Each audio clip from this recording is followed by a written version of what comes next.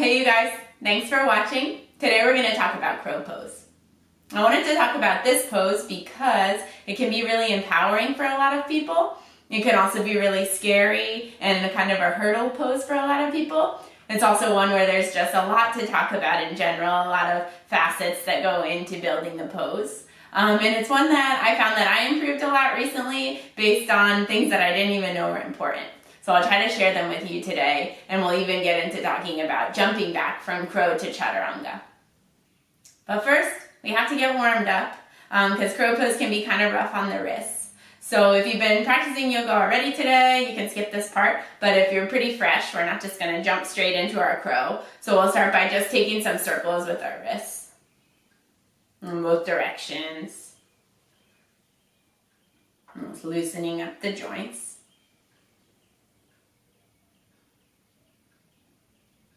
And then we're going to come into a tabletop position. And we'll just take the shoulders around in circles over the wrists. Keep your fingers spread wide. And switch the direction of your circles.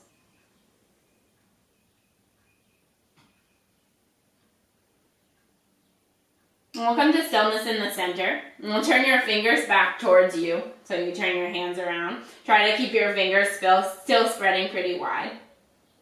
And we'll just lean back toward our heels, stretching into the wrists and the forearms.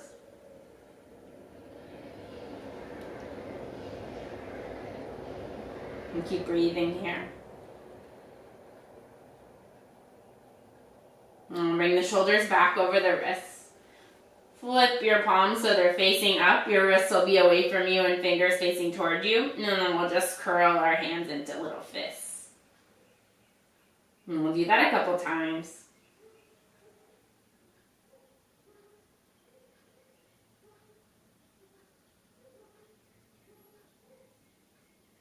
And then sit back onto your heels. Peel your hands up off the mat and we're just going to flick our fingers out. Stretching them really wide as you expand.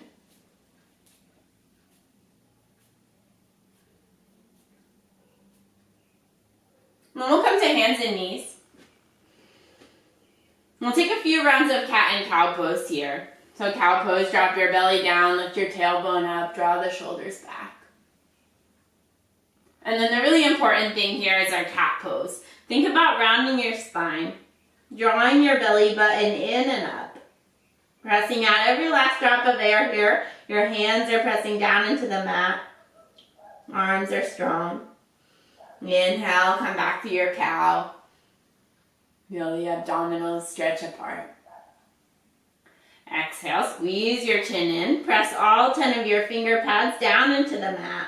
And you'll feel your elbows even start to rotate forward. Then when you're ready to take a breath in, drop back into your cow. One more round of cat here. Really engaging through your core. And you'll tilt your pelvis down, draw your belly button in, tuck your chin in towards your chest. And then come back through a neutral spine.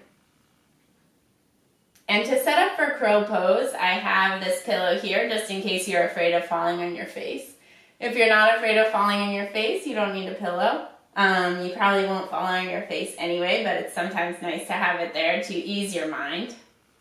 We'll set up our hands like we do for chaturanga, for downward facing dog, for any of our poses included in the normal vinyasa sequence. Spread your fingers wide. Have your thumbs pointing in toward each other and your pointer fingers pointing forward. And then we're going to lift the hips up. You want to walk your toes in and have your hips lifting higher than you think. So if you're coming in from down here, you have a long way to go to lift your hips up again. If you're starting your hips high, they're already lifted up, so you're just setting your knees on the back of your elbows. And then you'll start to rotate your biceps inward toward each other. So the eyes of your elbows, the little bendy part, starts to face forward. And you might even find that you need to spread your hands a little bit wider. Walk your toes in toward each other.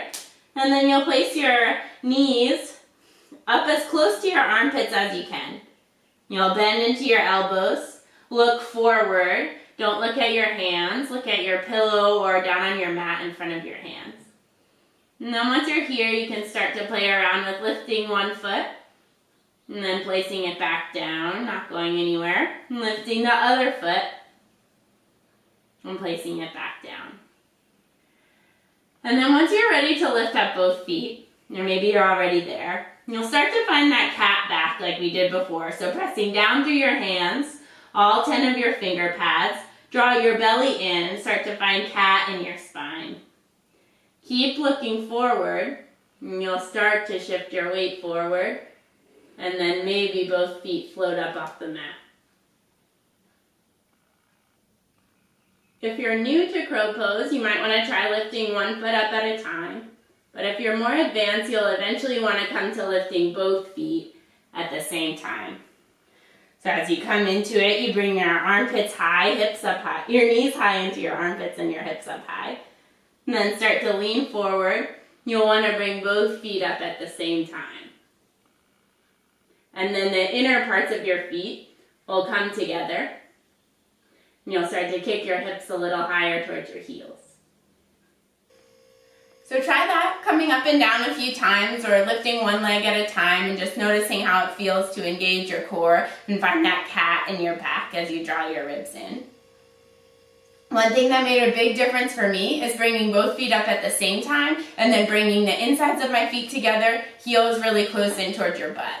You'll find that that helps you squeeze everything in and will even help you improve on straightening your arms as you move from crow to crane. It also really helped me with jumping back from crow to chaturanga because that's something that about 6 months ago I thought that I could never do, that it was impossible for my body, and now I can do it. So you learn something new every day. Then to do your jump back from crow to chaturanga, I move my pillow out of my way so I don't hit my face on it.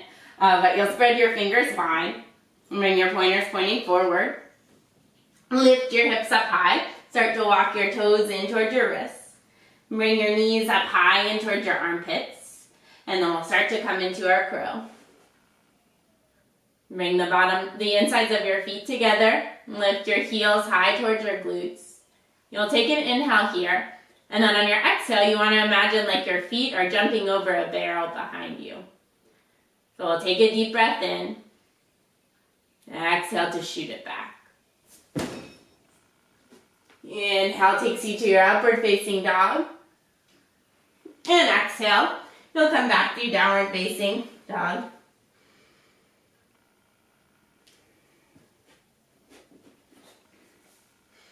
And there you go.